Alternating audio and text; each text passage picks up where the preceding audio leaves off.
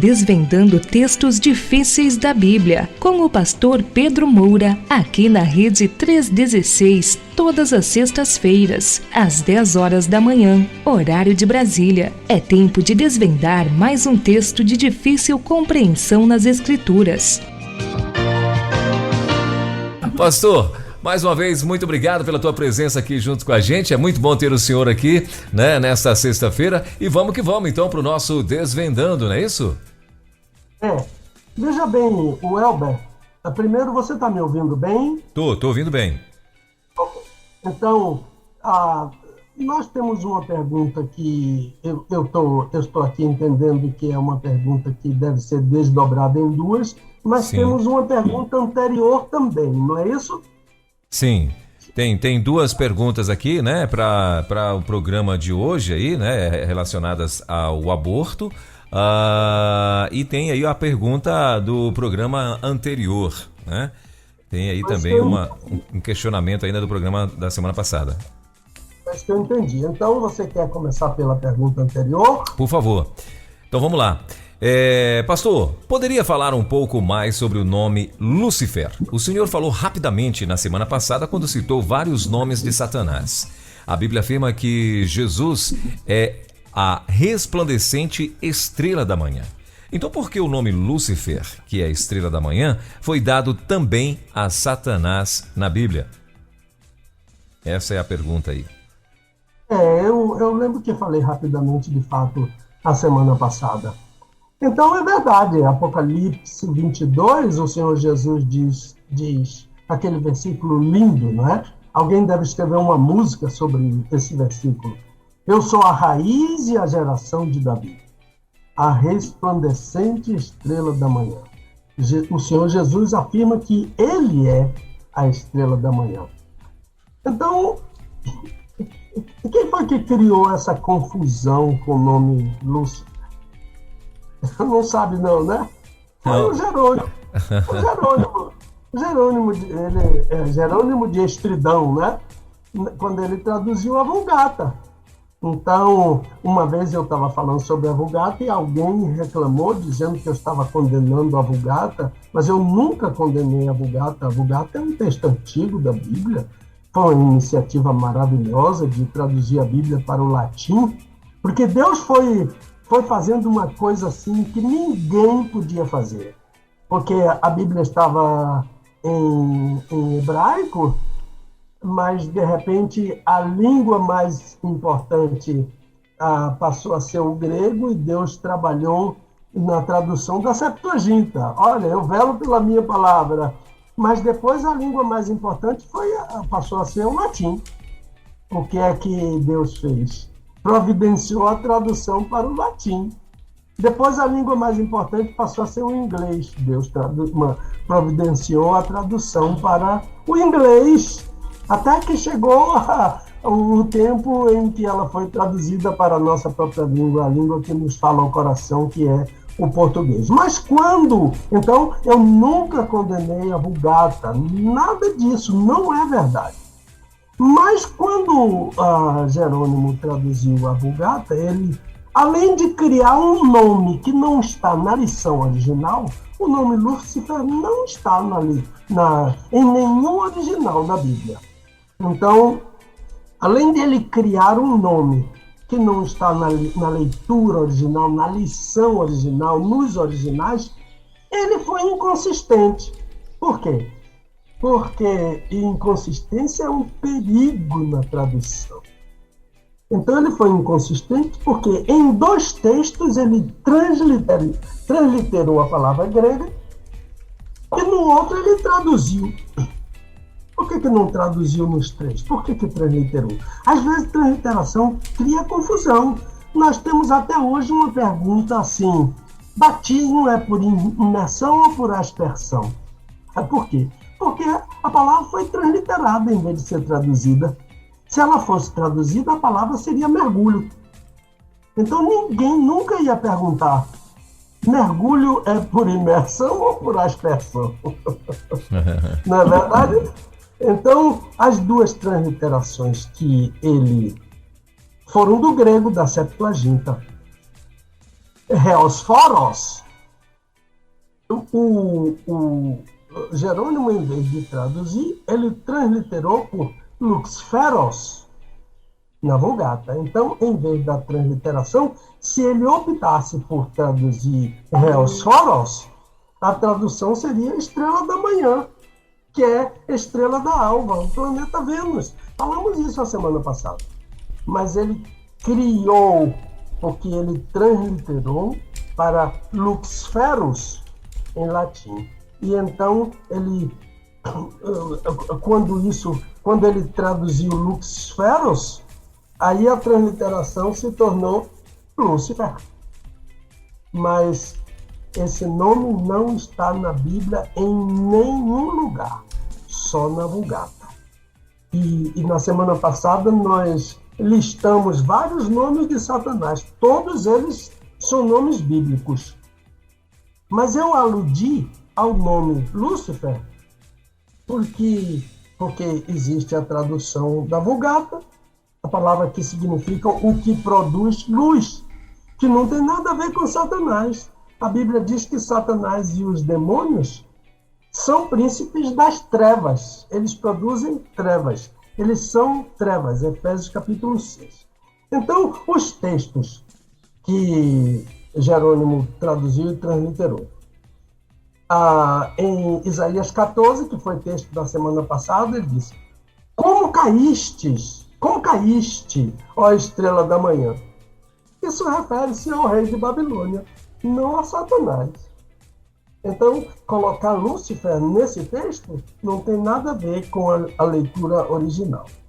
Em segunda carta de Pedro, capítulo 1, versículo 19, Pedro diz: E temos ainda mais firme a palavra profética, a qual bem fazeis em estar atentos, como a uma candeia que alumia em lugar escuro até que o dia amanheça e a estrela da alva surja em vossos corações. Para que transliterar isso por Lúcifer? Isso refere-se à estrela da alva, não a Satanás, não a Lúcifer, o Satanás, que, aliás, volta a dizer, esse não é o nome de Satanás em nenhum lugar da Bíblia. Agora, em Apocalipse 22, ele não transliterou. Ele traduziu. Que coisa! Por quê? Porque ele deveria fazer a mesma coisa com esse texto. Mas como ele viu que é o Senhor Jesus que está falando, ele decidiu traduzir, o que ele fez corretamente, mas inconsistentemente em relação às outras duas traduções. O Senhor Jesus afirma, João faz o registro, eu sou, Jesus diz, eu sou, Jesus diz isso. Ho aster ho lampros ho proinos, eu sou a resplandecente estrela da manhã.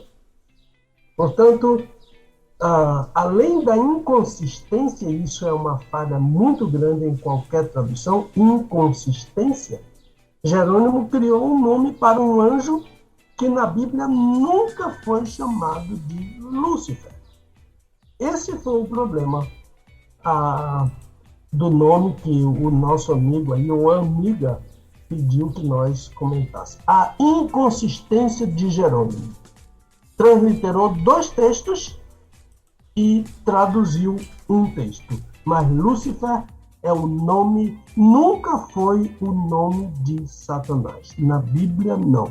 Pode ser em outro lugar. Ok? Ok, pastor. Então tá aí, né? Eu acho que deu para dar mais uma esclarecida, vamos dizer assim, né? Quem foi que fez essa confusão toda aí? Quem fez a confusão foi Jerônimo. Então. Nosso ouvinte não entendeu, né? Eu acho que agora ficou mais claro, né? Não é possível. Mas, pastor, vamos então às perguntas então desta semana. Como eu falei para o senhor aqui, nós temos 2 perguntas para o programa de hoje, né? E ambas relacionadas, claro, ao aborto.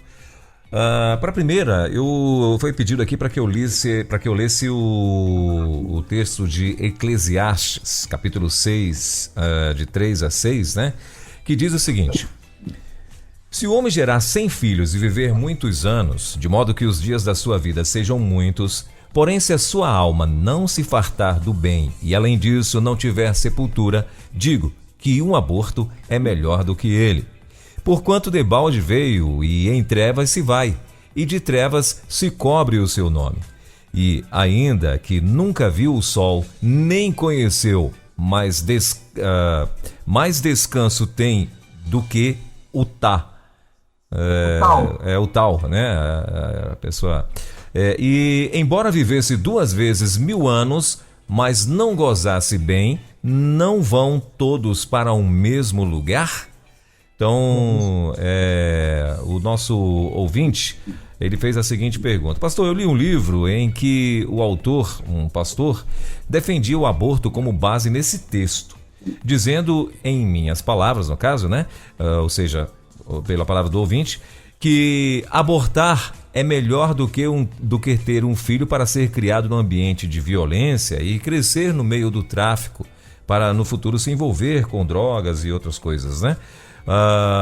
O senhor conhece o livro e seu autor? Essa é a primeira pergunta. E a segunda pergunta é baseada lá em Mateus 19, versículos 13 a 15.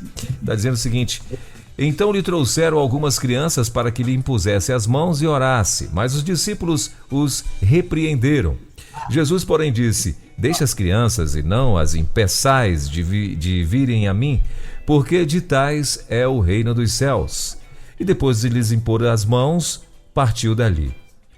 A pergunta do ouvinte é a seguinte: pastor, no céu tem crianças, eu sei disso, e é o que entendo que Jesus falou nestes versículos. Mas eu pergunto, e as crianças que morreram no parto? E as que morreram no útero? E os abortos?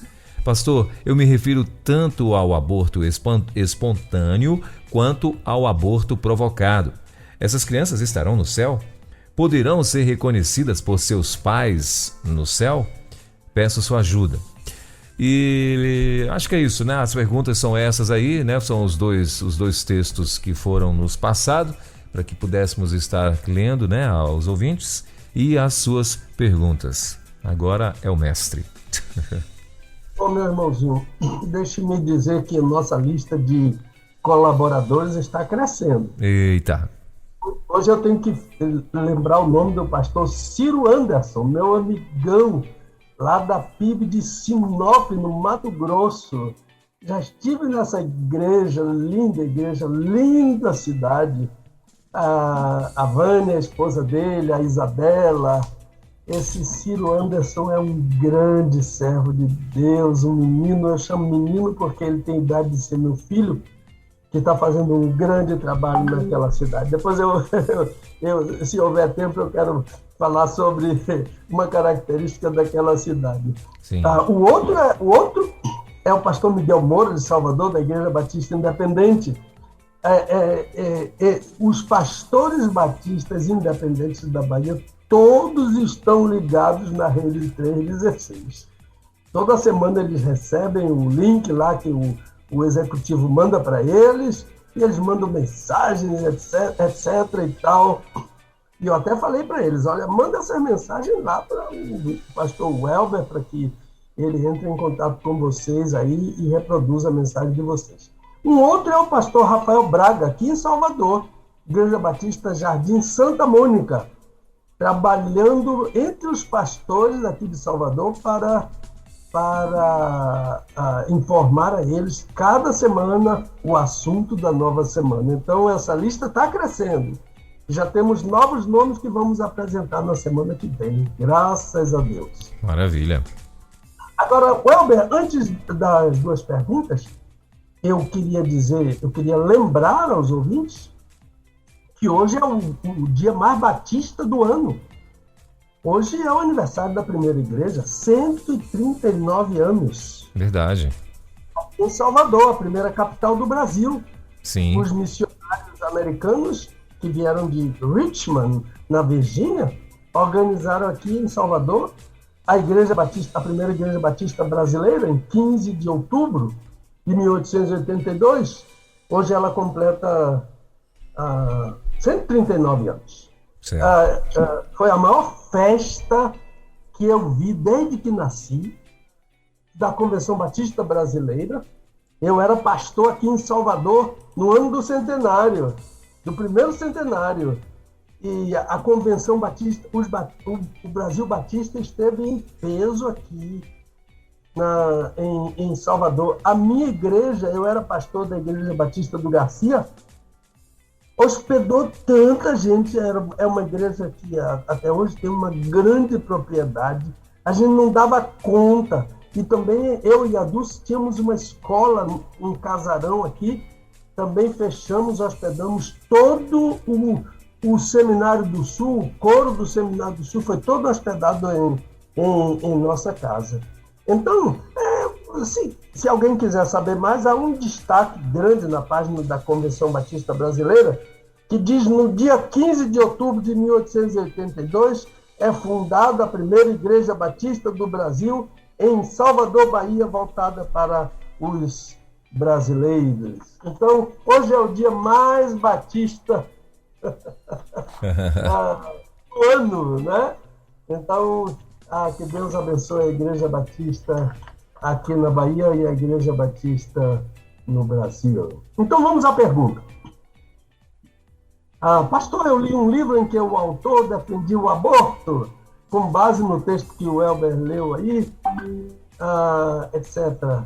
Essa questão, Elber, foi levantada por um ouvinte. Ela lembrou-se de um livro que eu citei. O livro não tem português, mas em português seria Entendendo 4 Pontos de Vista sobre a Ceia do Senhor. Uma das posições é do Dr. Russell D. Moore, M-O-O-R-E. A uma certa altura, ele faz uma referência interessante. Ele chama o aborto de o pecado que você não ousa confessar. Mas ele encoraja os casais que praticaram aborto só porque não queriam o bebê, e também porque aquele bebê, em outro caso, o casal não quer o bebê, ou porque aquele bebê poderia trazer problemas para a família, ele seria resultado de um adultério, coisa dessa natureza. O que eu tenho que dizer à minha ouvinte, ou ao meu ouvinte? Eu acho que é uma mulher, não estou bem lembrado, mas acho que foi uma mulher. É verdade, minha amiga, eu também li esse livro, que você mencionou na pergunta. E eu conheço também o autor desse livro, por nome, não é? É uma figura bem conhecida, o nome é bem conhecido também. Mas eu não recomendo esse livro, a não ser que alguém queira aprender especificamente nesse texto do livro o que é que a Bíblia não ensina sobre aborto. Porque, olha, é lamentável usar o texto de Eclesiastes 6 para justificar um aborto. E no caso do livro, o assunto é aborto provocado, não aborto espontâneo. Eu diria que isso é não ter temor de Deus. Uma pessoa que defende um aborto provocado porque vai criar problema na família, porque foi resultado de um adultério, etc., é não ter temor de Deus. E querer usar a Bíblia para ensinar pessoas a praticarem um pecado, um crime. De modo que eu cito e comento esse assunto no meu livro, Carta de Paulo a Tito, quando eu analiso o texto. Tu, porém, Paulo falando para Tito, um jovem pastor, tu, porém, fala o que convém a sã doutrina. Olha, no meu livro eu cito o que o autor daquele livro, sobre o aborto, diz. Ele diz assim: eu sou a favor do aborto. Olha o que ele diz. A Bíblia também é. Isso é falso. Eu vou ler para você e ler Eclesiastes, o texto que você leu. E então ele comenta: o Brasil deveria se unir pelo direito da mulher de optar pelo aborto. Nossos governantes deveriam se empenhar para isso e não se curvar diante da pressão de segmentos religiosos. Que mentira, não é? É a Bíblia quem condena o aborto, não é a igreja. A maioria delas, isto é, as mães, a maioria é pobre, cujos filhos crescem em um ambiente cercado de violência e miséria. Que esperança existe para essas crianças que, cedo ou tarde, sempre acabam aliciadas pelo crime? E ele continua: vamos ser frios e racionais. De fato, para defender um crime tem que ser frio, tem que ser uma pessoa fria. Olha o que ele diz: é preferível a criança não vir ao mundo ou vê-la nos lixões catando comida para sobreviver. Eu creio na Bíblia, ele diz. Nesses casos, eu acredito que o aborto é melhor do que nascer. E a mulher precisa ter o direito de escolher. Olha, se isso não é uma coisa maligna, Welber, eu não sei mais o que significa a palavra a expressão coisa maligna. Usar a Bíblia para justificar um crime, e todo crime é condenado pela Bíblia. O autor daquele livro leu o texto de Eclesiastes e não entendeu nada, ou não quis entender. Absolutamente nada. Nem é preciso ser exegeta nesse texto aqui, não. Conhecer a lição original, nada disso. O próprio texto e o contexto ao redor dele explica tudo. Mas o autor tirou do seu contexto para dizer o que ele gosta, o que ele defende. E eu já falei isso sobre as duas preposições gregas, ek e eis. Ex e eis. Ek é tirar de dentro. Quando o intérprete cava dentro do texto para tirar do texto a lição. E eis é quando o pregador, em vez de cavar de dentro do texto, joga para dentro do texto aquilo que está na cabeça dele, não na cabeça do autor inspirado. Então, a palavra exegese é cavar para tirar de dentro do texto. E a palavra exegese é colocar para dentro do texto o que o texto não quis dizer, o que o texto não diz. Então, esse autor daquele livro mencionado fez uma terrível exegese. Exegese. Isto é, colocou para dentro do texto o que o autor inspirado não disse. Meu amigo, meu ouvinte, a Organização Mundial de Saúde, que defende o aborto, informou que somente em 2019 foram mortos por aborto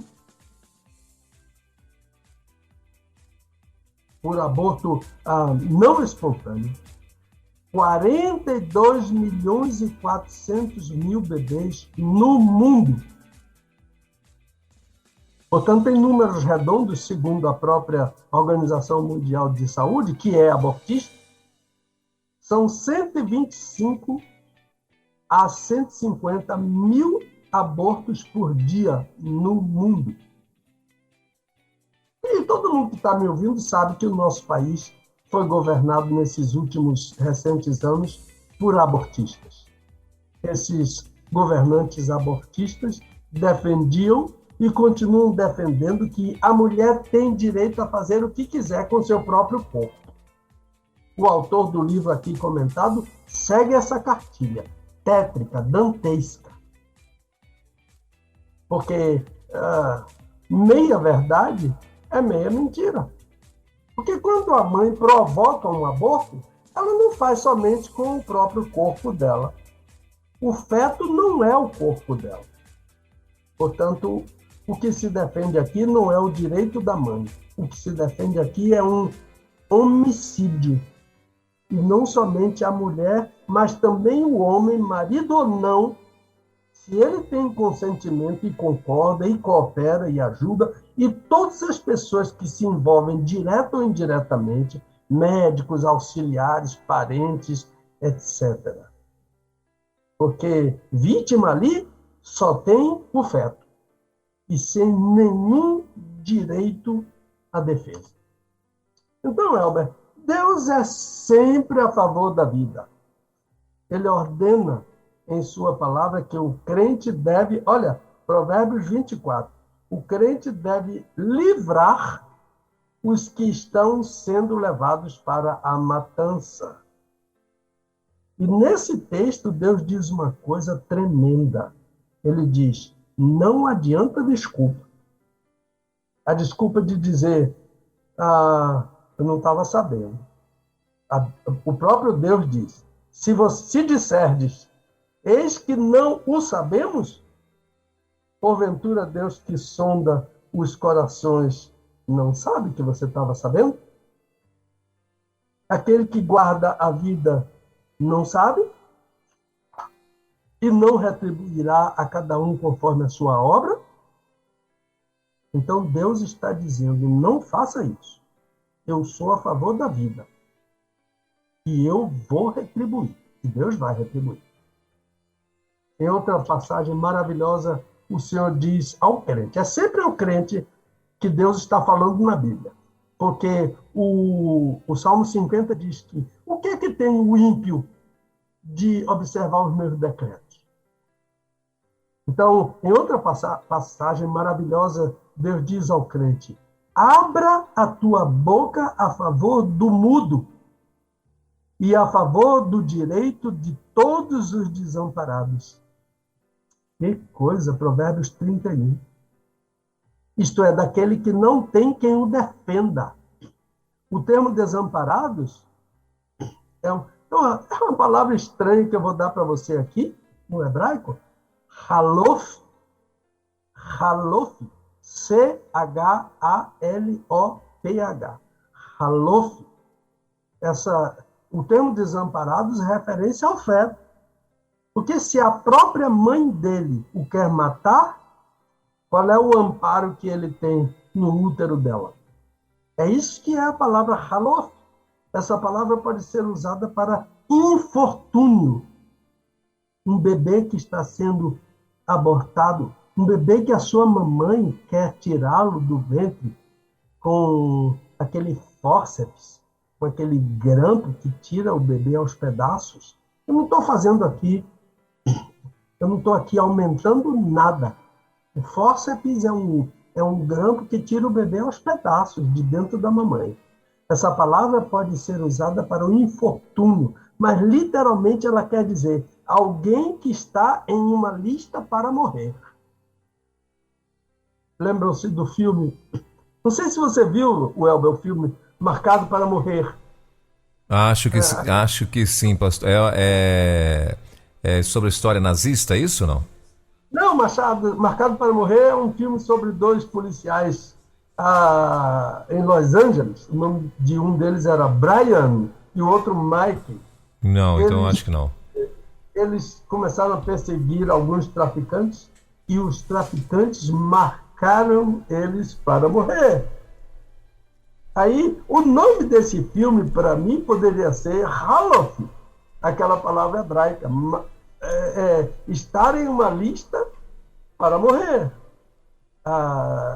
Os policiais estavam listados pelos traficantes para morrer, marcado para morrer. É uma série de filmes. Brian e Mike são dois policiais de Los Angeles.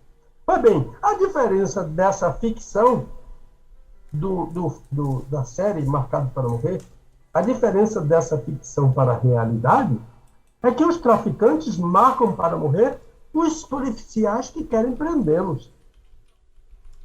Mas a realidade, fora da ficção, é dura, muito dura. Porque é a própria mamãe, o próprio papai, quando ele tem conhecimento, marcando o seu próprio bebê para morrer.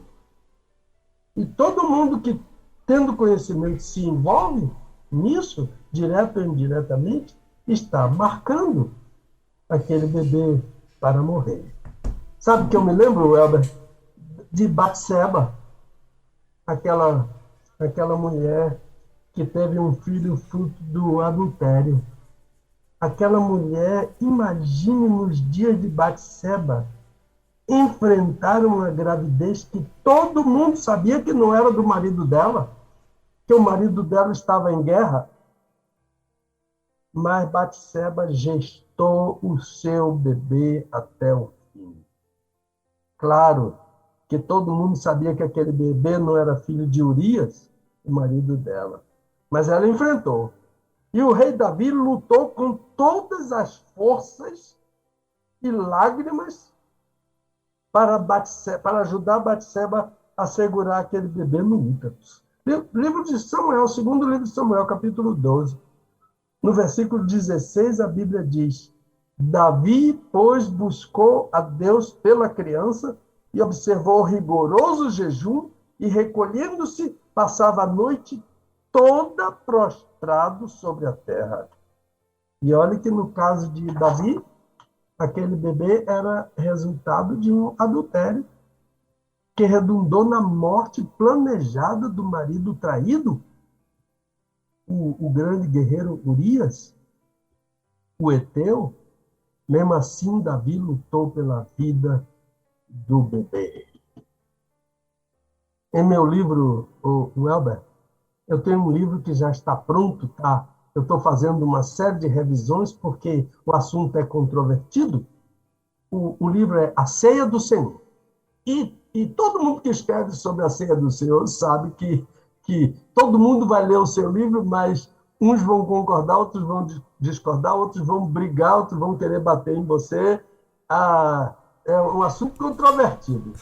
Se Deus quiser, no próximo ano, ele vai ser lançado. O nome é A Ceia do Senhor. Eu conto a história que o autor daquele livro, o Dr. Moore, que eu citei, aqueles 4 pontos de vista sobre a Ceia do Senhor, ele conta a história de uma mulher que estava na igreja num dia de Ceia do Senhor. A ceia não faz milagre nenhum. Então, eu já falei aqui sobre gente que prega que foi curado na ceia. Isso é falso. A ceia não cura ninguém. Isso é mesmo que dizer que o padre Cícero cura, que Maria Aparecida cura, etc. A ceia não cura, quem cura é Deus. O nome dele é Adonai Rafa, o Deus que cura. Então, ele viu que aquela mulher chorava copiosamente. Chamava atenção o pranto daquela mulher durante a ceia. Então o pastor foi para ela e perguntou se ela gostaria de marcar para conversar com ele e com a esposa dele. E ela disse que sim e veio. Ela veio ao gabinete e confessou ao pastor o seguinte: eu sou casada e um dia eu encontrei fortuitamente um ex-namorado com quem eu gostaria de ter casado, foi o que ela disse.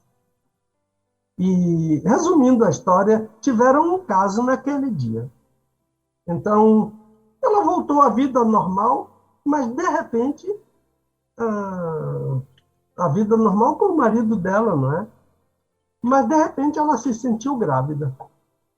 E a questão é que ela ficou em dúvida se o bebê era do marido ou do ex-namorado. E com essa dúvida, o que é que ela fez? Ela viajou para a casa dos pais. Acertou com o marido que precisava passar um tempo com os pais, foi para a casa dos pais e, juntamente com os pais, praticou o aborto daquele bebê. E ela estava ali no dia da ceia, chorando copiosamente, arrependida, sem saber o que fazer.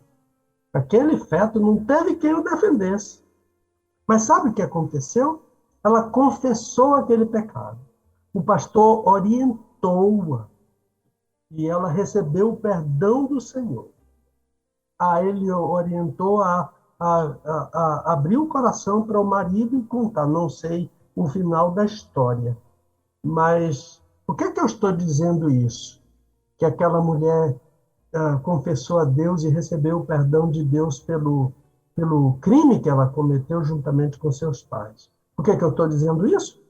Porque eu não creio que todo mundo que provocou um aborto está no inferno ou vai para o inferno. Que não há perdão para pais que provocaram o aborto dos seus bebês. Não, eu não acredito nisso. É exatamente isso que o Dr. Moore fala quando ele diz o pecado que você não ousa confessar. Porque ele estimula a mulher, o marido, quem se envolveu em um aborto provocado, confessar. Chama-se confiteor deo. É o que Davi fez no Salmo 51. Confessei o meu pecado. Eu cometi um adultério e desse adultério eu estou grávida de um filho e eu estou confessando esse pecado diante de Deus porque eu estou arrependida disso. E meu marido, ou minha mãe, ou meu pai, ou minha avó, quem quer que seja, minha amiga, minha médica, confidente, quem quer que seja que participou disso, tem que fazer confiteor deo, confessar esse pecado. Então, é isso que eu tenho a falar sobre aborto, porque aquele texto de Eclesiastes não trata nada disso. Ele não concorda nem ensina o aborto. Aquilo é uma leitura equivocada de um texto, aquilo é usar a Bíblia para pregar o que a Bíblia não ensina. Agora, o segundo texto, Mateus 19, 13 a 15, que os pais trouxeram crianças para que Jesus impusesse as mãos e orasse. Os discípulos enxotaram, show daqui, saiam daqui, Jesus não tem nada a ver com vocês. Mas Jesus entendeu que eles não sabiam nada sobre o que Jesus pensava sobre crianças. Deixai as crianças. Não impeçais, ninguém pode impedir uma criança de vir a mim.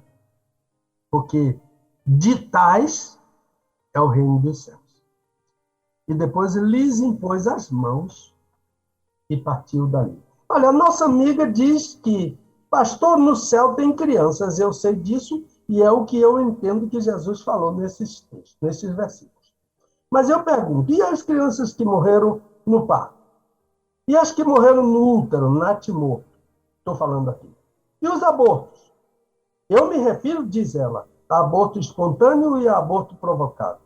Essas crianças poderão ser reconhecidas por seus pais no céu? Eu peço a sua ajuda. Minha irmã, esse texto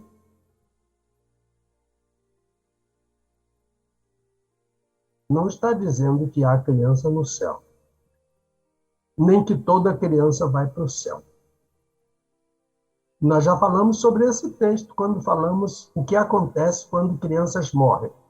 E eu quero dizer aqui, Welber, que já existe uma pasta dentro do link da Rede 316, você sabe disso, em que o ouvinte pode ver todos os programas do Desvendando a Versículos Difíceis da Bíblia com o pastor Pedro Moura. Esse é o nome do quadro.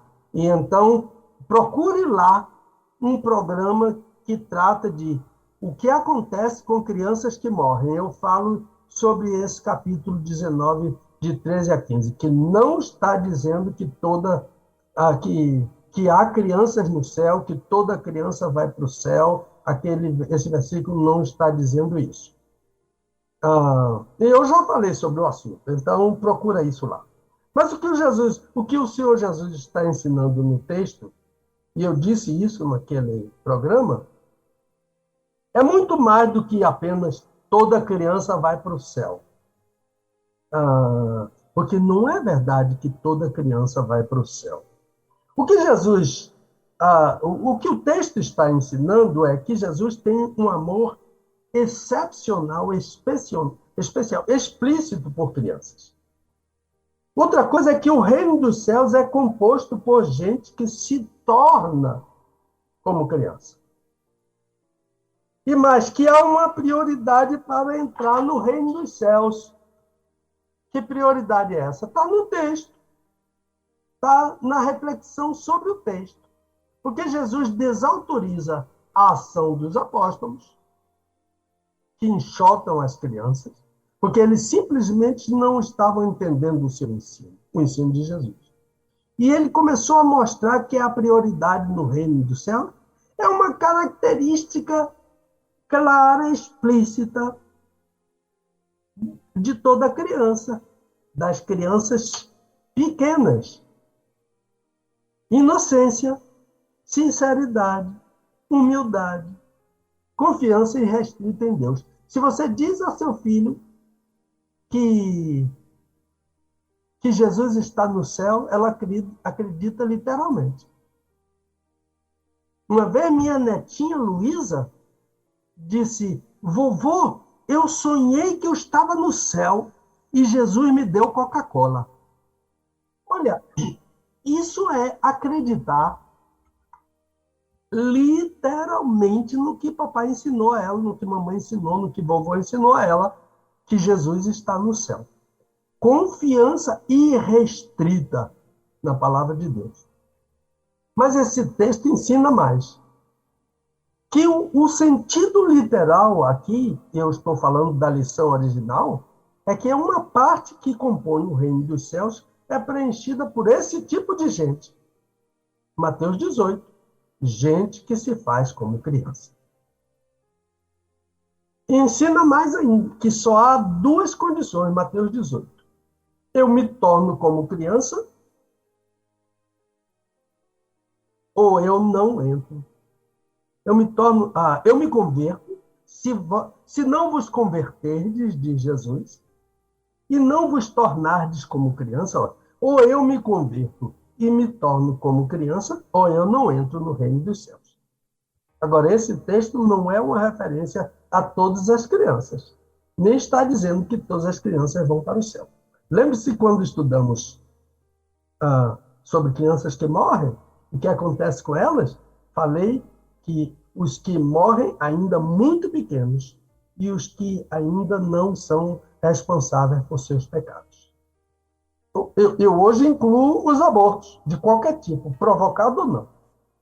Crianças especiais, com certas síndromes, falei naquele dia, autistas, deficientes mentais, crianças muito pequenas.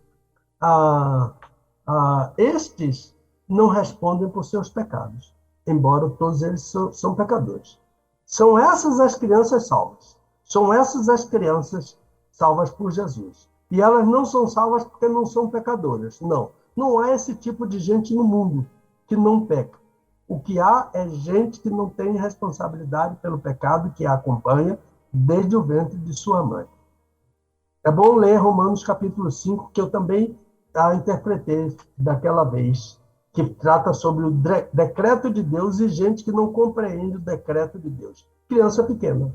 Então, por favor, não me entendam mal. Eu não quero ferir sensibilidades nem suscetibilidades, mas eu preciso dizer e insistir que não existe ser humano sem pecado. Pecado é desde o ventre. Todos os pecados, o salário do pecado é a morte, Romanos 3 e Romanos 6. Então agora, chegados até aqui, não é? Com essa tentativa de envolver o ouvinte no contexto todo, como reconhecer um aborto no céu?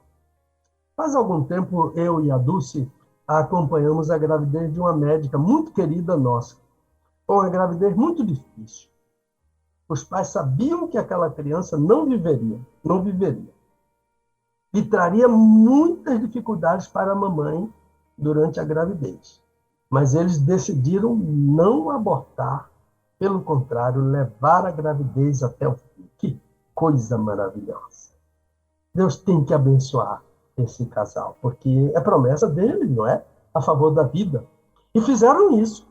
E a criança nasceu, ficou viva por alguns dias, nós acompanhamos tudo, tudo. Mas logo ela faleceu. E nós continuamos conversando com eles. Um dia, aquela irmãzinha, aquela médica querida, me enviou uma pergunta, essa palavra, assim, Pedro, eu creio que verei meu bebê no paraíso, ou no dia da ressurreição. Ela ainda estava muito mexida com aquela morte do seu bebê, porque ela queria aquele bebê. Mas seremos reconhecidas uma da outra? Eu vou reconhecer meu bebê? Eu vou me deparar com meu bebê?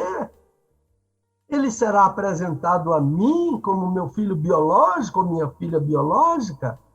Ou vai ser apresentado a mim como um herdeiro de Deus, uma herdeira de Deus? Que lucidez, não é?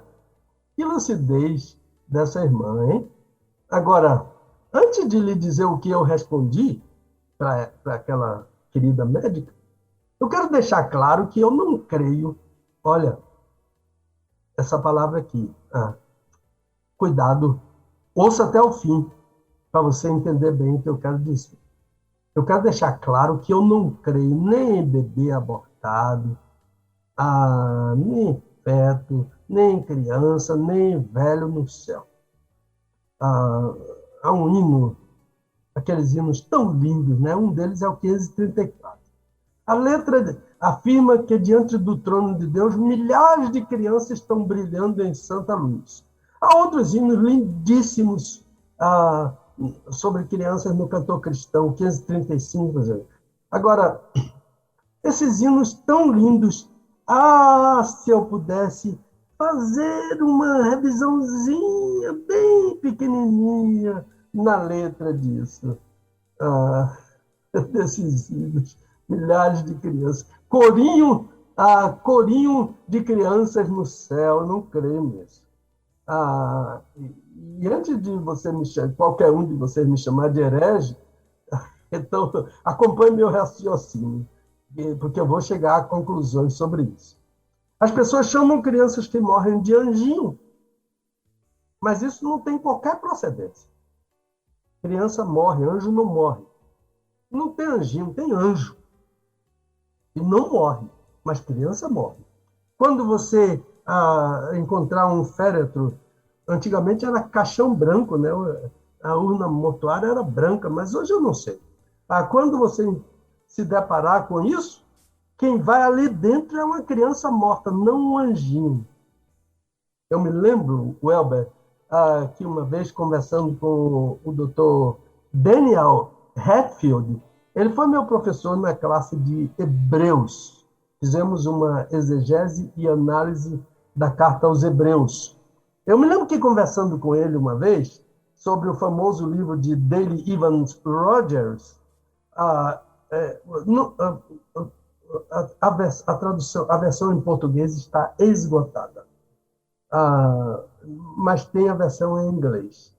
E o título do livro é Meu Anjinho Desconhecido.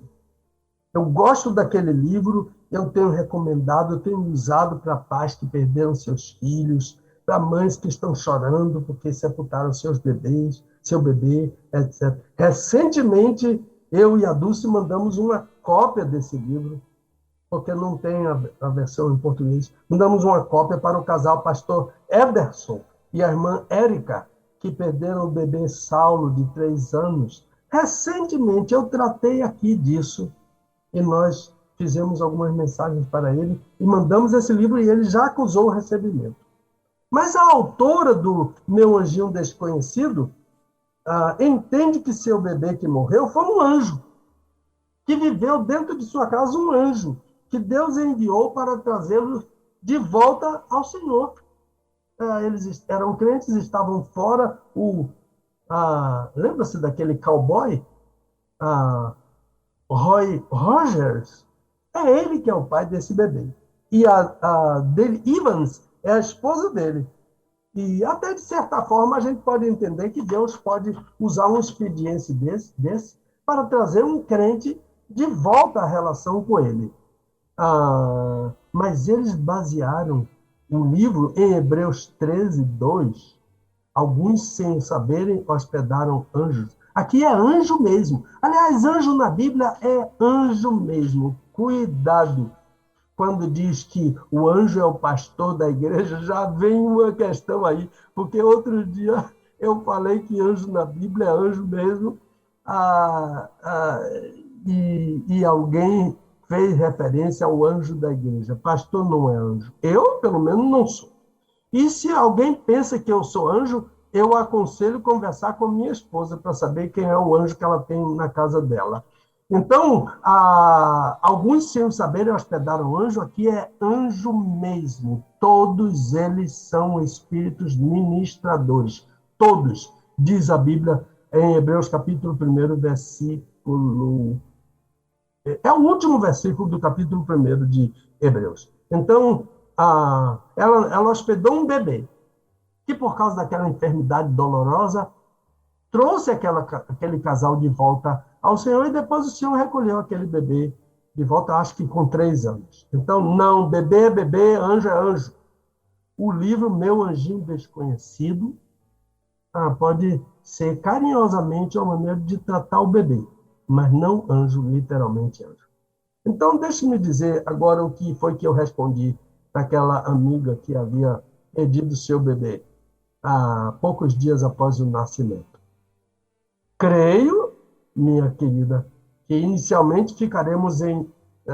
eu estou falando sobre a parousia, né? A volta de Cristo, 1 Tessalonicenses, capítulo 4, que ela fez referência, e eu, na ocasião, lembro de ter tentado fazer uma análise para ela.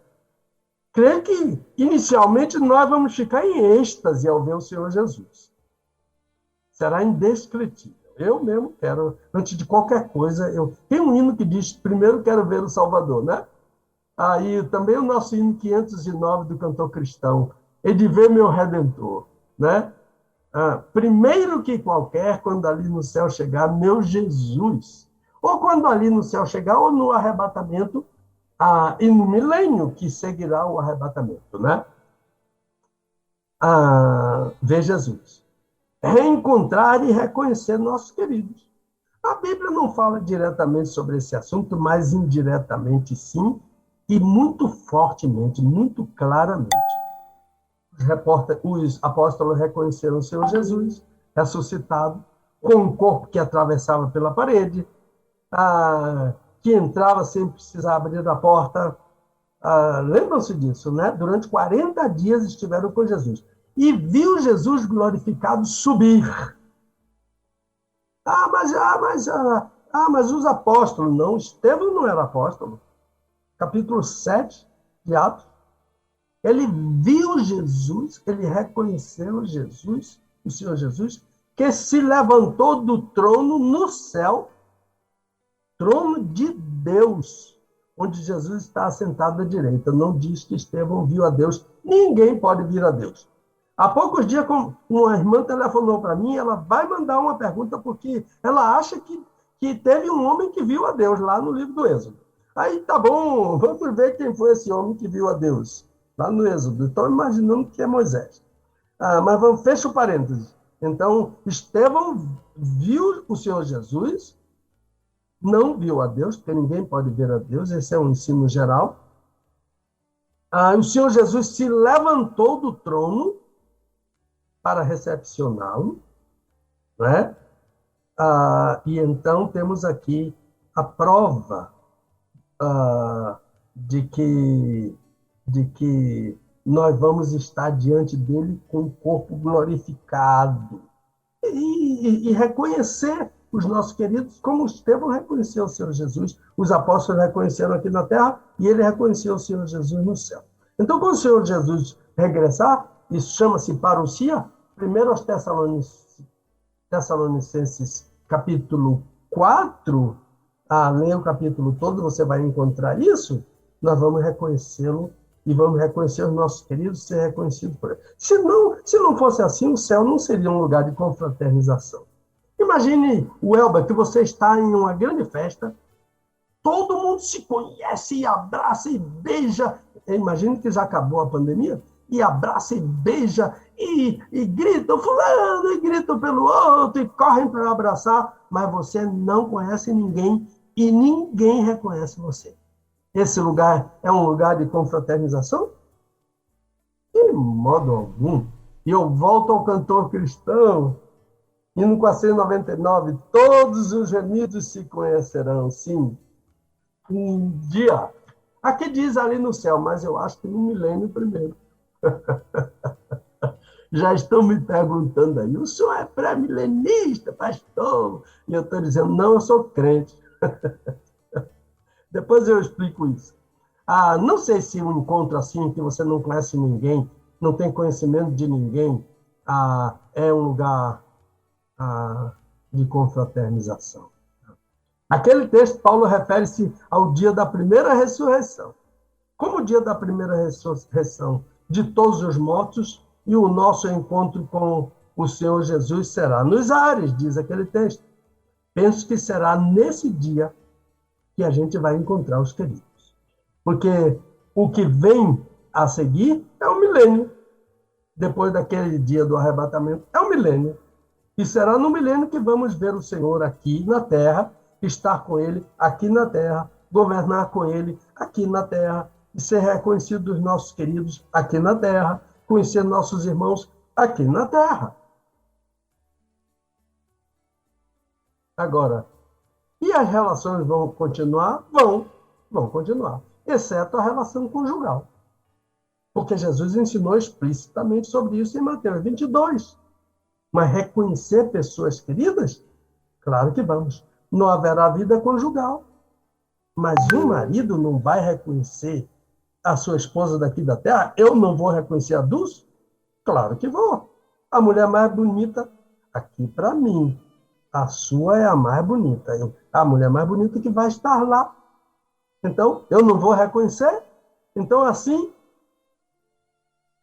também filhos vão encontrar seus pais, pais vão encontrar seus filhos. Olha, estou recomendando que você vá ao YouTube. Não tem em português, mas você pode pedir alguém para traduzir para você. É um hino de um compositor chamado Rusty Goodman. Rusty Goodman. Rusty é um apelido de uma pessoa que nasce com aquele cabelinho, a gente chama no Brasil de cabelo de fogo, né? Rusty significa enferrujado. É o Rusty Goodman. Ele escreveu um livro, um hino, que o título é Look for Me, Procure por mim. Ouça esse hino. Como é tão lindo quando ele dizer, quando eu chegar lá, procure por mim. Ele dizendo às pessoas que estão ouvindo, ele estava... Eu tenho a impressão que ele estha com câncer. Tenho a impressão, não tenho certeza. E então, ele está cantando para uma multidão, com mais de 50 cantores. É a filha dele que canta, e ele está lá, todo mundo chorando, e o hino diz, quando você chegar lá, se você chegar daqui a 10 mil anos, a 100 mil anos, ele exagera a coisa, procure por mim, porque eu vou estar lá. Então, certamente esses encontros, eu creio que não vão ser no paraíso, como a minha amiga pensava, porque o paraíso é lugar para os espíritos desincorporados. Mas no local do nosso encontro, eu creio que seja no milênio. Foi mais ou menos isso que eu disse àquela nossa amiga. Agora vamos continuar, porque eu afirmei que eu não creio em aborto, nem em feto, nem em criança pecadora, nem em velhos de muleta no céu. Não creio. Não. No céu, anote isso se você quiser. No céu seremos pessoas gloriosas. Ou aqui na terra, no milênio, como a pessoa perguntou, no céu. Aqui na terra, no milênio, já seremos pessoas gloriosas. Qual é a diferença, pastor? É porque tem a segunda ressurreição. O Senhor Jesus vai julgar os mortos que não estarão ressuscitados no milênio. Os mortos não. Os vivos que estiverem por ocasião do milênio, os crentes serão transformados, mas os ímpios viverão no nosso meio, não como pessoas gloriosas. mas eles viverão aqui na terra, serão governados por nós. Então eu aconselho no céu seremos pessoas gloriosas. Isso sou eu que estou falando sobre governar, baseado naquela mensagem a quem vai governar as 10 cidades. Vamos correr, porque já são 11h13. Eu estou recomendando novamente a leitura do livro O Peso da Glória, de C.S. Lewis. C.S., o baiano diz C, não diz S. C, o baiano diz Lê, não diz L. Lewis. Vou soletrar como os demais. C, S, e agora o nome. Lewis. C.S. Lewis. Pois bem, Lewis conta que um crente que foi arrebatado ao paraíso. O paraíso é o Tritós. Paulo chama de Tritós. É o terceiro céu, não é? Então a gente fica sabendo que há pelo menos 3 céus, e o paraíso é o terceiro céu, que Paulo esteve lá, segundo aos Coríntios 12.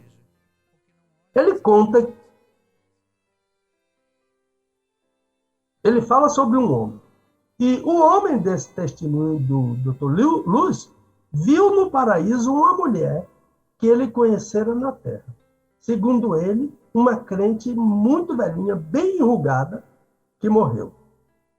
Mas a mulher que apareceu para ele, e ele reconheceu aquela velhinha, na visão dele, no paraíso, aquela mulher apareceu em tal esplendor que ele não pôde acreditar. Diz C.S. Lewis, no livro O Peso da Glória. Tem em português. Então, ele nunca imaginou que aquela velhinha enrugada pudesse ter uma beleza tão estonteante, tão esplendorosa. Então, eu me baseio nesses testemunhos, no que ensina a palavra de Deus sobre a volta de Cristo, sobre conhecer e reconhecer, de pessoas que foram arrebatadas para o paraíso. Começa com Paulo e agora esse testemunho que Luz deu daquele crente. Então, na parousia, isto é, na volta de Cristo, aqui para o milênio, seremos transformados, receberemos corpos gloriosos. As mulheres serão belas como Eva, antes do pecado. Aquela velhinha tornou-se gloriosa. Eu sei que você pode estar perguntando, mas ele viu aquela mulher no paraíso. E os crentes que estiverem vivos na vinda do Senhor, sem passar pelo paraíso? A Escritura diz claramente, 1 aos Tessalonicenses 4, a Escritura diz que os vivos serão transformados. Receberemos um corpo transformado, glorificado. Seremos pessoas gloriosas. Paulo diz isso, seremos transformados. Os vivos por ocasião da parousia de Cristo, do Senhor Jesus. Mas vamos seguir. William Booth, 1800, século XIX, início da segunda metade do século XIX. Pastor metodista. Fundador, ele e a esposa Catherine Booth, B-O-O-T-H. Fundaram na Inglaterra o Exército da Salvação. Ele conta haver sido arrebatado. O Dr. Booth, ele conta isso. Ele é um crente em Cristo, não é? Ele conta que foi arrebatado até o paraíso. E ele disse que ele viu pessoas tão gloriosas no paraíso que ele teve vontade de se prostrar diante delas. Tão gloriosas que eram. Outro testemunho, hein? De um crente. Outro testemunho agora do Dr. H.A. Baker. H.A. Baker. B-A-K-E-R. Ele e sua esposa foram missionários. Eu acho que o nome dela era Anna Baker. Eu acho. Ele e a esposa foram missionários em um orfanato na China. Ele é o autor de um famoso livro, em português seria Visões Além do Véu. Eu nunca li este livro, não existem exemplares dele à venda. Se alguém encontrar em algum sebo, por favor, tire uma cópia e mande para mim. Mas eu li um abstract, A-B-S-C-T-R-A-C-T. A-B-S-C-T-R-A-C-T. Um abstract. Assim como eu poderia dizer, assim como se fosse um resumo sobre aquele livro. Dr. Baker, nesse livro, conta a história de algumas crianças de rua, mendigos, que foram tirados da rua por eles, missionários, e se converteram de uma maneira maravilhosa. Eu não sei quantas crianças ele cita nesse livro sobre o episódio de arrebatamento que eu vou citar. Eu tenho a impressão que foram 2 crianças. 2 dessas crianças, estou dizendo eu, tiveram uma experiência de arrebatamento. E foram até o paraíso. E a coisa mais interessante para o Dr. Baker é que essas 2 crianças, no dia seguinte, contaram a mesma história. Mas vocês sonharam junto? Como é que sonha junto? Não. Eles sonharam sonhos distintos. Ou tiveram visões distintas do paraíso. Eles contaram sobre frutas no paraíso. Eles disseram que eles podiam comer a hora que eles quisessem no paraíso. E as frutas não tinha nada igual. Que eles podiam ver os animais no paraíso, coisa de criança mesmo, né? Que foram mostrados para eles no paraíso.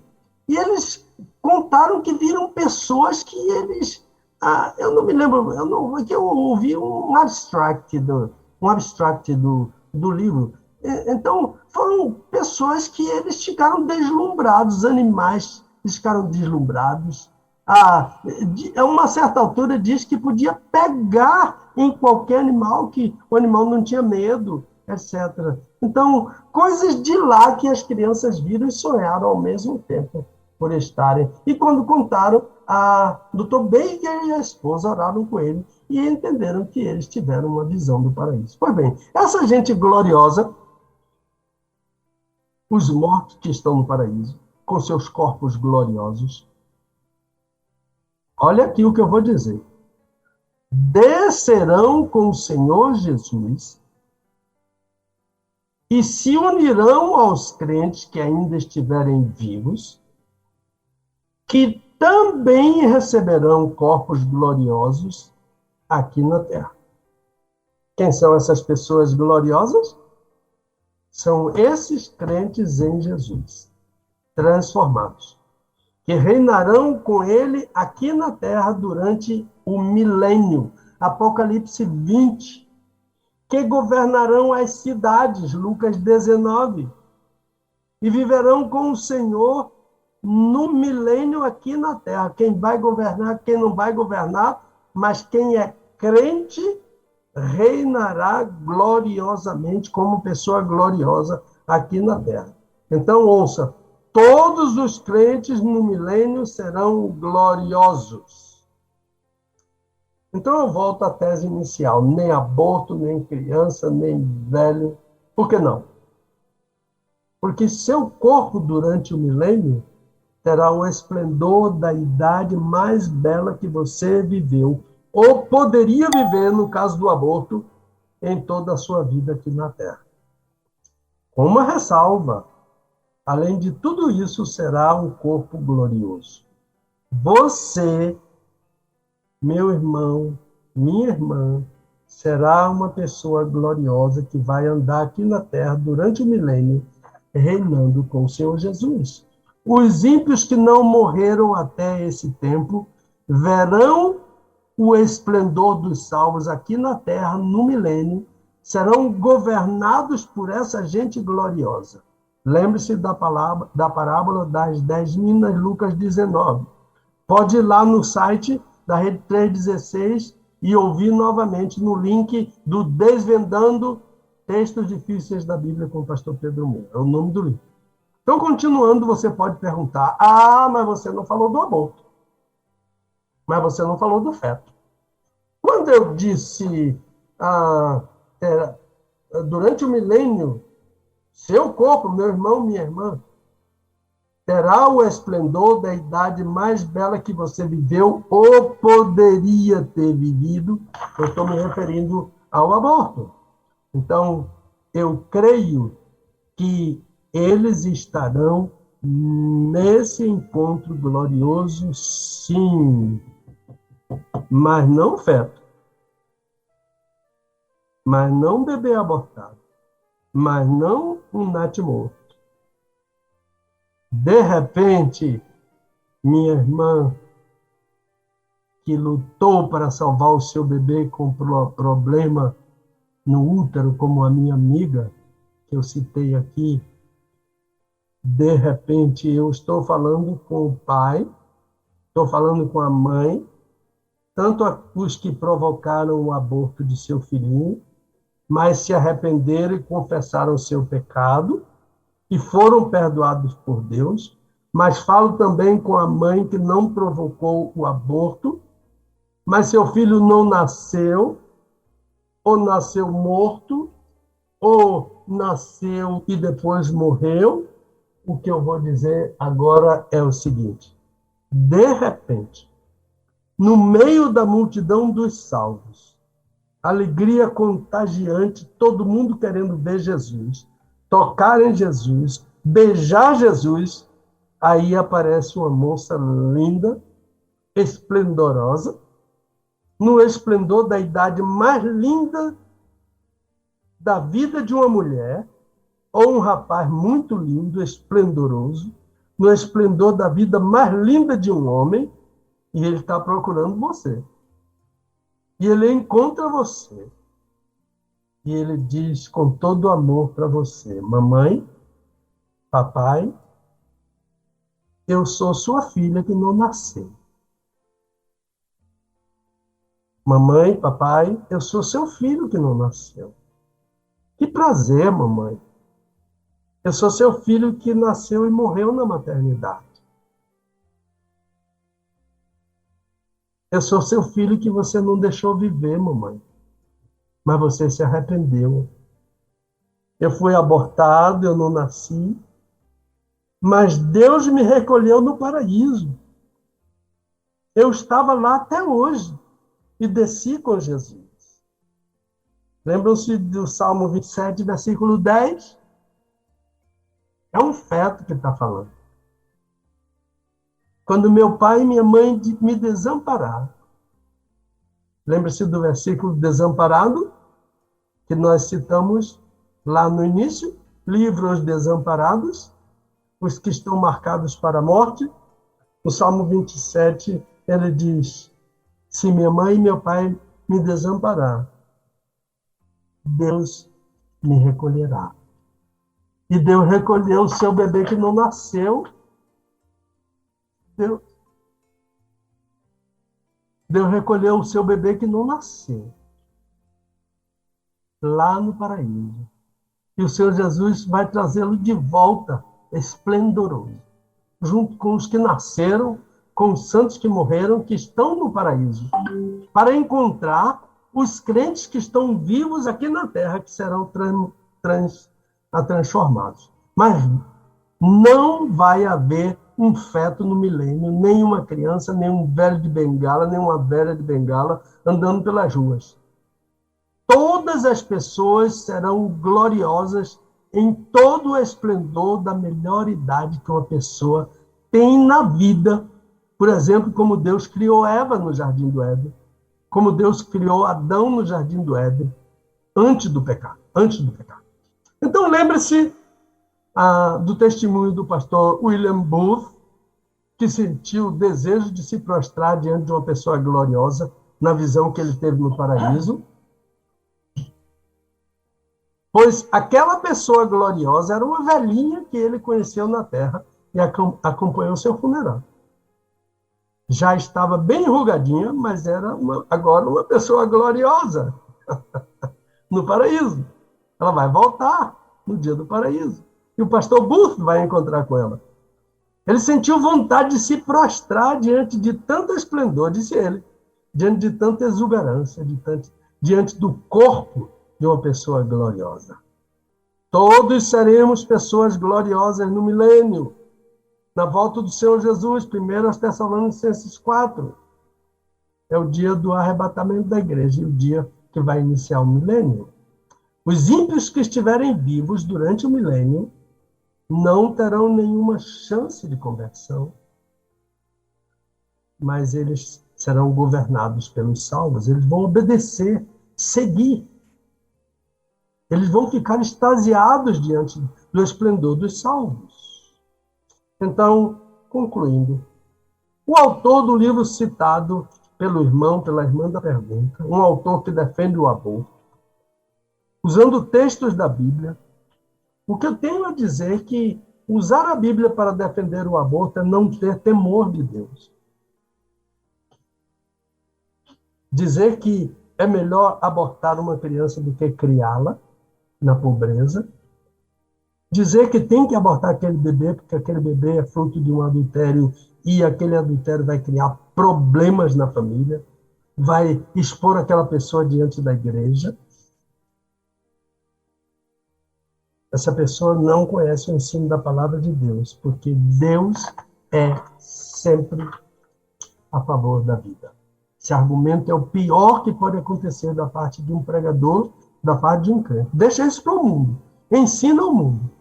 O aborto nas circunstâncias em que ele falou e defendeu, porque a criança vai viver em ambiente de violência, porque a criança vai se envolver com drogas. Isso é um crime, é um homicídio contra o próprio filho. Chama-se infanticídio. Seja antes do parto, seja durante o parto, ou seja, até no estado puerperal. É crime, é infanticídio. A Bíblia diz, o feto está falando pela boca de Davi. O Senhor viu a minha substância ainda informe. Salmo 139, e os meus dias foram contados. Ninguém tem o direito à vida do feto. Ela pertence a Deus. Deus conta os dias da pessoa que vai nascer. Eu não tenho o direito de dispor dessa vida por causa da minha dureza de coração, por causa do meu pecado, por causa do meu desamor por meu próprio filho. Então, vai para o inferno quem praticou o aborto assim? Porque não queria o filho? Não. O sangue de Jesus nos purifica de todo, T-O-D-O, todo o pecado. O sangue de Jesus Cristo nos purifica de todo pecado. Se arrependa, confesse e vai receber a purificação pelo sangue de Jesus Cristo. Amém, amém. Terminamos com 3 minutinhos, mas a gente começou às 11h15, não foi isso, Elber? Positivo. Então, a palavra é sua. Positivo, pastor. Tá dentro do horário, sim, tá tranquilo. Pastor, ainda dentro do que o senhor estava falando, e chegou aqui uma perguntinha que eu acho que seria interessante o senhor esclarecer. A pessoa perguntou o seguinte: as pessoas no milênio, elas não se converterão, né? Dentro do que o senhor falou aí. Mas elas morrerão? Essas pessoas que estão sendo governadas, elas irão morrer durante o milênio? Não existe esse ensino na Bíblia. Eu tenho a impressão que, assim como os crentes que estão vivos serão transformados gloriosamente, aqueles que estão, os incrédulos, também serão transformados abominavelmente. Lembre-se de Daniel, capítulo 12, que todos ressuscitarão naquele dia, uns para gozo, alegria eterna, e um para desprezo eterno.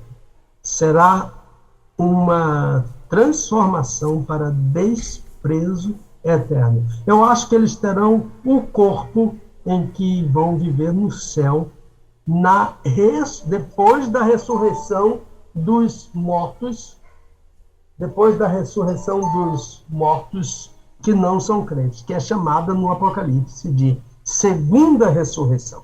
Acho que é mais ou menos por aí. Não, eu creio que nem os crentes que estavam vivos, porque eles serão transformados, e nem os mortos, e nem os ímpios que estiverem vivos, porque serão também transformados para vergonha e nojo eterno. É o que diz o livro de Daniel. Por isso que a Bíblia diz no Apocalipse: bem-aventurado e santo o que participa da primeira ressurreição. Eles serão sacerdotes e reinarão com o Senhor Jesus. Isso é no milênio. Acho que é mais ou menos por aí. Certo. Então tá aí, tá certo, tá respondido então aí a perguntinha, né? Havia aí essa dúvida desse povo também. Maravilha. Pastor, o senhor teria mais alguma coisa a acrescentar sobre o nosso tema de hoje? Talvez. São as considerações finais? Não, se o senhor tem mais algo mais a acrescentar sobre o tema, né? E depois o senhor vem com as considerações finais. Porque assim, o que está acontecendo? Nós temos aqui a participação de vários ouvintes, né? Então assim, alguns, claro, agradecendo demais pela sua disponibilidade, né? De estar aqui com a gente e tal. E só que a gente também não pode estar abrindo para perguntas, porque aí as perguntas não são todas dentro do tema, né? E então assim, no final a gente vai estar orientando aí o povo a estar enviando para o seu e-mail, quem tem mais perguntas, quem gostaria de saber mais alguma coisa. E também o tema da semana que vem também vai ser maravilhoso, né? Vai ser bacana demais. E então assim, aí se o senhor tiver mais alguma coisa que o senhor lembrar aí, que de repente faltou, o senhor acrescentar, tá todo mundo com tempo. Eu mesmo não vou almoçar agora, então eu tô tranquilo. Então, a ideia de traziam crianças para que impusesse as mãos, e a irmã disse: eu sei que vai ter criança no céu, já foi explicado. Quem vem do céu e desce com Jesus no dia de 1 Tessalonicenses 4, que é o dia da parousia, a volta de Cristo, quem vem com ele não vem feto, não vem bebê, não vem gente mais bonita do que os outros, não vem velho, não vem velha, ninguém de bengala. Quem desce com o Senhor Jesus é gente gloriosa, transformada, e e feto não é gente gloriosa. Bebê que nasceu morto não é gente gloriosa. Ele desce com Jesus, seu feto, seu bebê que você abortou, ou seu bebê que você perdeu, eles terão um corpo glorioso, e esse corpo glorioso será reconhecido. Esse corpo glorioso será o que há de mais belo no esplendor da vida que uma pessoa viveu aqui na Terra. Uma pessoa até sugeriu a estatura do varão perfeito. Eu não sei se é por aí que esse texto está falando isso, mas gloriosamente serão reconhecidos. E como a mamãe e o papai não têm como reconhecer o bebê, o feto, etc., eu acho que ele vai se apresentar e dizer: mamãe, sou eu, o papai, sou eu que fui abortado por você, mas tudo bem, papai, Jesus me recolheu, eu vivi com ele no paraíso, ele perdoou seus pecados, e você está aqui agora, mamãe, me dá um abraço, mamãe, me dá um beijo. Não tem Covid, mamãe, pode me beijar, pode me abraçar. Até porque, pastor, a gente vê que tem muitas ilustrações de artistas, né? Colocando sobre imagens anjos, né? Anjos pequenininhos, como se fossem anjos crianças, né? Na figura de alguns artistas. Mas na Bíblia nós nunca teve, por exemplo, uma manifestação de um anjo criança, na verdade. Então acredito que também não existe o anjo criança, né? Justamente porque senão acho que o próprio Jesus teria, ou o próprio Deus teria permitido que houvesse essa manifestação, né? Por isso que também concordo com o seu raciocínio, né? Com o seu entendimento. A Bíblia fala sobre todas as categorias de anjos. Todas. Sim. Entendeu? Sim, então, sim. eu poderia um dia até falar sobre todas as categorias de anjos. Não hoje, porque vai fugir do assunto. E não, por que não falava que tinha um anjinho bebê, que tinha um anjinho criancinha? Um anjinho pré-adolescente, né? As perninhas. Oi, pastor. Pastor Pedro? Acho que deve ter caído a internet dele lá, né? Acredito eu. Dados. Oi, pastor, tá cortando a sua... O senhor começou a falar, não sei se o senhor está me ouvindo, pastor? Eu estou lhe ouvindo. Tá ouvindo? Então, na hora que o senhor começou a falar sobre... O senhor iria falar sobre anjos, né? Sobre todos os anjos que constam na Bíblia, né? Aí a sua voz cortou aí. Eu acho que deve ter dado um pico na sua internet aí. Agora está me ouvindo? Agora tá ok. Então, a Bíblia fala explicitamente sobre todas as categorias de anjos, e a gente pode até, quem sabe, pensar um dia em falar sobre isso, porque é muito importante isso. A visão dos judeus, o que é que os judeus pensam sobre anjos, etc. Eles ensinam muita coisa interessante. Seria legal. Mas principalmente o que a Bíblia ensina. Então, anjos, não tem nenhum anjo bebê, não tem nada disso. E eu estava falando sobre um anjo sozinho que matou 185 mil soldados armados. Sim. Assírios. Então, o arcanjo lutou contra Satanás, de Judas, lá, o irmão do Senhor Jesus, lá na epístola dele. Então, a questão aqui é dizer... anjo é anjo, criança é criança. Nada de confundir isso. Então, quem vai voltar é anjo, é criança. Não é bebê, é gente na idade esplendorosa da vida que viveu aqui na Terra. Muito bem. Então tá aí, tá? Pelo menos ficou bem claro, né? Agora, claro, a gente na semana que vem deve ter algum questionamento e estamos aqui, quer dizer, o senhor está aqui para isso, eu estou para auxiliar. E aí, vamos ver o que é que o povo vai falar na semana que vem aí, né? A respeito do nosso assunto de hoje, né?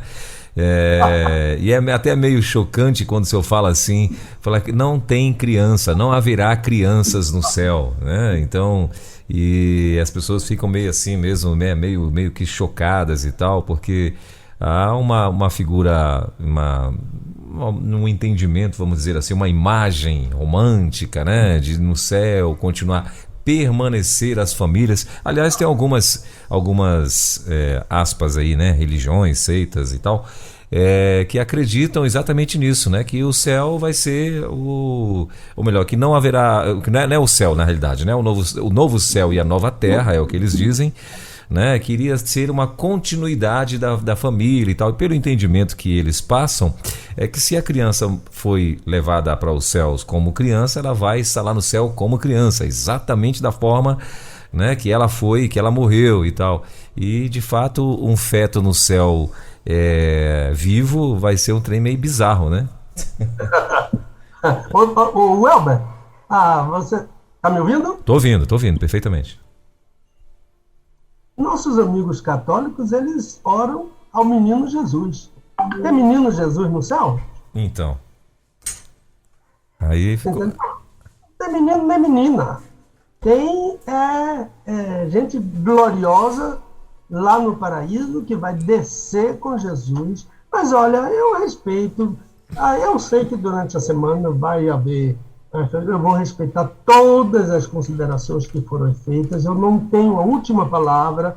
Se algum dia alguém, um colega, um teólogo ligar para mim, mas Pedro, você está tão equivocado em provar isso, eu vou dizer a você que eu venho aqui a esse programa para voltar atrás naquilo que eu disse, dizer, me perdoe, eu pensava que era assim, mas o irmão tal assim provou assim, assim, assim, com base na palavra de Deus, e eu estou convencido que eu estava errado. Eu vou fazer meu confiteor del, a minha confissão. Muito bem. Meu pastor, o senhor falou no início do programa que queria fazer não sei se era considerações, eu queria acrescentar algumas coisas a mais aí no final do programa, não sei se era a respeito de outras pessoas, né, que estavam ouvindo a rádio e tal. Não, é só o que você pede toda semana, as considerações finais. Então, o que eu queria dizer é o seguinte: cuidado se você praticou um aborto, se você não deixou seu bebê nascer. Eu aconselho que você se arrependa, você confesse o seu pecado a Deus, você converse com seu marido e você vai receber o perdão de Deus. Deus vai perdoar, porque Deus perdoa qualquer pecado mediante, a palavra que é usada na Bíblia é mediante, isto é, através de o sangue de Jesus. Não há um pecado que o sangue de Jesus não possa perdoar. Então Deus perdoa papai e mamãe que abortaram o seu bebê, porque não queriam o seu bebê. Deus perdoa a mamãe solteira que não quis aparecer para a família nem para os parentes grávida e abortou o seu bebê. Deus perdoa aquela mulher que cometeu um adultério e não quis que seu marido soubesse e abortou o seu bebê. Deus perdoa todo, T-O-D-O. O sangue, 1 João, o sangue de Jesus Cristo, seu Filho, isto é, Filho de Deus, nos purifica de todo pecado. E João diz, 1 João 2, versículo 1 e 2, filhinhos, eu digo que não pequeis, mas se algum pecar, temos um advogado para com o Pai, Jesus Cristo, o justo.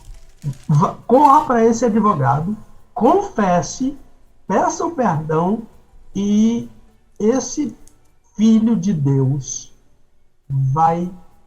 o Pai vai ouvir a sua oração e ele vai lhe perdoar, porque o sangue do Filho dele purifica de todo pecado. Receba esse perdão de Deus, como aquela mulher que estava no culto da ceia, não porque era dia de ceia, aquela mulher que estava no dia da ceia chorando copiosamente, depois ela procurou o pastor, ela confessou aquilo e então o pastor orientou e ela recebeu o perdão de Deus para aquele pecado.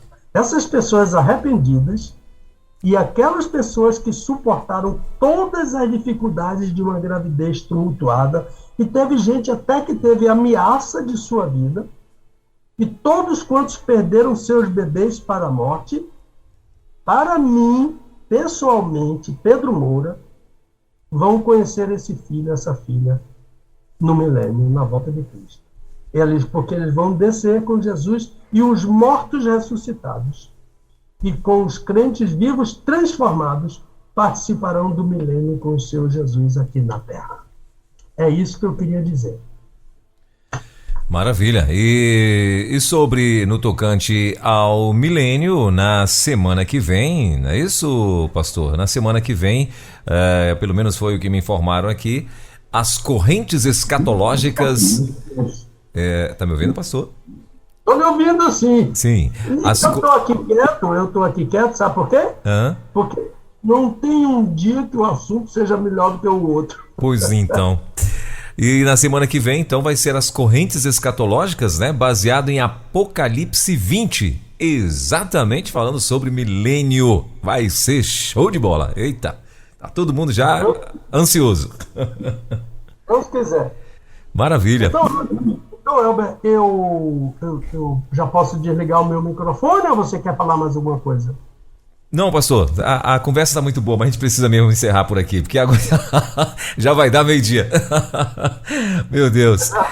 Meu Deus. Pastorzão, obrigado mais uma vez pela tua participação aqui com a gente. Muito bom ter o senhor aqui, né? É muito precioso para nós, né? Para todo mundo que para nesse momento. A gente vê que o WhatsApp ele dá uma congelada aqui, porque o povo de fato para. Acho que cada qual pega a sua Bíblia, seu lápis, sua caneta, seu marcador e corre para lá para poder aprender mais, né? E isso é muito gostoso.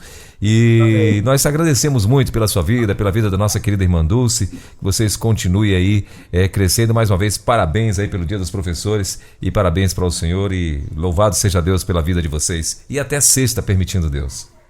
Amém. Olha, e lembrando mais uma vez, hoje é o dia mais batista do Brasil. Verdade. 139 anos da primeira igreja batista brasileira na rua JJ Seabra, que chamava-se Baixo dos Sapateiros. Olha aí. Isso, hein? Abração. Valeu. Meu pastor, obrigado. Deus abençoe. Bom fim de semana. Para você também, querido. Até sexta. Até sexta, valeu.